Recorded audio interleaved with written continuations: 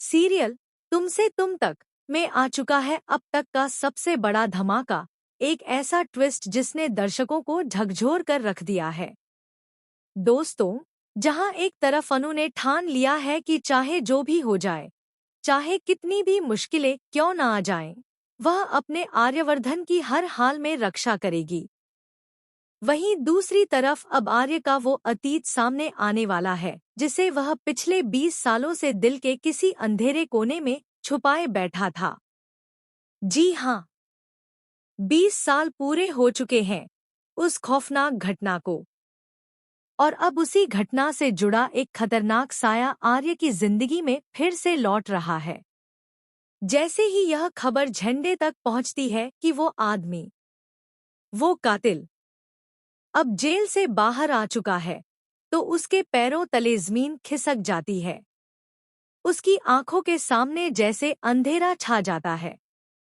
लेकिन दोस्तों, सवाल ये है कि आखिर ये सब हो कैसे रहा है? वो कौन है जिसकी परछाई ने 20 साल पहले आर्य की जिंदगी को नरक बना दिया था? वो कौन है जिसने आर्यवर्धन की पत्नी की बेरहमी से हत्या कर दी थी? वही इंसान जिसकी वजह से आज तक आर्यवर्धन का दिल पछतावे की आग में जलता आ रहा है। अतीत की गूंज। 20 साल पहले एक खुशहाल घर जिसमें आर्य और उसकी पत्नी की हंसी गूंजती थी। लेकिन एक पल में सब कुछ बदल गया। एक खून, एक साजिश और एक ऐसी सच्चाई जिसने आर्य को अंदर से तोड़ दिया। तभी से उसने ठान लिया था कि वह कभी अपने दिल के दरवाजे किसी के लिए नहीं खोलेगा। और यही वजह रही कि अनु के सच्चे प्यार के बावजूद वह उसे पूरी तरह से अपना नहीं पाया। लेकिन अब वही अतीत, वो ज़ख्म दोबारा ताज़ा होने वाले हैं। मीरा की चाल। जहां एक तरफ अनु दिल से सोच रही है कि लंदन जाने से पहले वह हर हाल में आर्य से मिलेगी, वहीं मीरा एक नई साजिश बुन चुकी है। वह जानबूझकर अनु को फोन करके फरीदाबाद वाली ब्रांच भेज देती है ताकि अनु और आर्य आमने सामने न आ पाएं। मीरा के चेहरे पर एक शातिर मुस्कान होती है, क्योंकि उसे मालूम है कि अगर अनु और आर्य मिले तो उसके सारे खेल बिगड़ जाएंगे। अनु को अंदाजा भी नहीं कि मीरा उसकी राह में कितने कांटे बिछा रही है। वह मासूमियत से नील के साथ फरीदाबाद निकल पड़ती है। आर्य और हर्ष।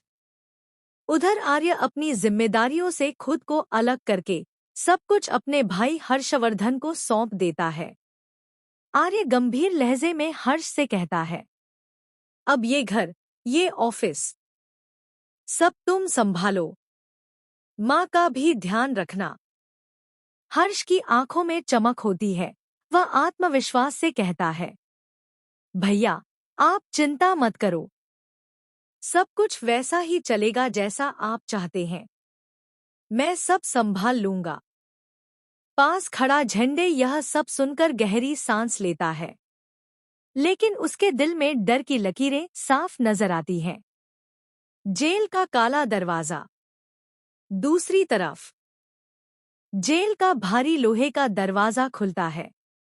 अंदर से एक काली परछाई बाहर निकलती है।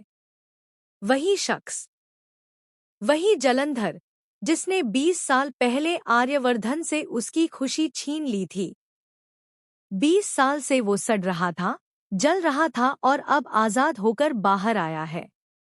जेल से बाहर निकलते ही उसकी आंखें खून से लाल हो जाती हैं। उसकी जेब में आज भी एक पुरानी, फटी हुई तस्वीर है, आर्यवर्धन और झंडे की।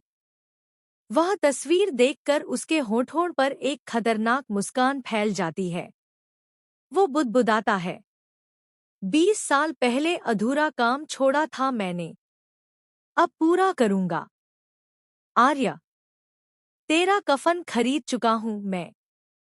और झंडे, तुझे भी नहीं छोड़ूंगा। झंडे की बेचैनी।